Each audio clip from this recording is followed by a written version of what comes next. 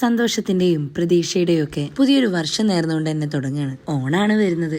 ഓണെന്ന് പറയുമ്പോൾ തന്നെ നമുക്ക് ആദ്യം ഓർമ്മ വരുന്നത് സദ്യയാണ്. സദ്യയിൽ തന്നെ ഒരുപാട് വിഭവങ്ങളുണ്ട്. ഈ വിഭവങ്ങൾക്ക് തന്നെ ഓരോ ദേശത്തും ഓരോ ടേസ്റ്റ് ആണ്. ഞാൻ ഇനി പരിചയപ്പെടുത്തുന്നത് സദ്യയിലെ എന്റെ ഫേവറേറ്റ് ആയിട്ടുള്ള വിഭവങ്ങളാണ്. അപ്പോ ഇനിയുള്ള 10 ദിവസം ഓരോരോ വിഭവങ്ങളായിട്ട് നമുക്ക് പരിചയപ്പെടാം. അപ്പൊ ആദ്യം തന്നെ പുളിയിഞ്ചിയിലാണ് തുടങ്ങുന്നത്. അതിനുവേണ്ടി കുറച്ച് പുളി വെള്ളത്തിലിട്ട് വെച്ചിട്ടുണ്ട്. അതിനുശേഷം അരിപ്പെടുത്ത് അരിച്ച് നമുക്കത് ചട്ടിയിലേക്ക് മാറ്റാം. പിന്നെ കുറച്ച് വെളുത്തുള്ളിയും ചുവന്നുള്ളിയും ഇഞ്ചിയും പച്ചമുളകൊക്കെ നന്നാക്കി വെച്ചിട്ടുണ്ട്.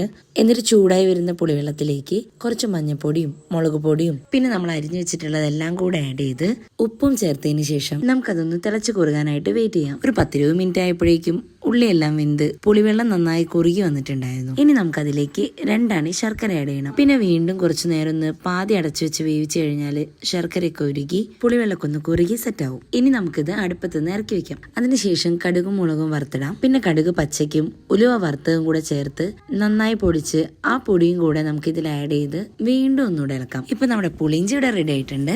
സദ്യയുടെ ഒപ്പം മാത്രല്ല എപ്പായാലും ചോറിന്റെ കൂടെ പുളിയിഞ്ചി കഴിക്കാൻ നല്ല ടേസ്റ്റാണ്. ഇങ്ങനെ ഉണ്ടാക്കി വെച്ച് കഴിഞ്ഞാൽ നമുക്ക് കുറച്ചു കാലമൊക്കെ അത് എടുത്തു വെച്ച് കഴിക്കാൻ പറ്റും. അപ്പൊ ഇനി അടുത്തൊരു വിഭവമായിട്ട് നാളെ കാണാം. So stay tuned.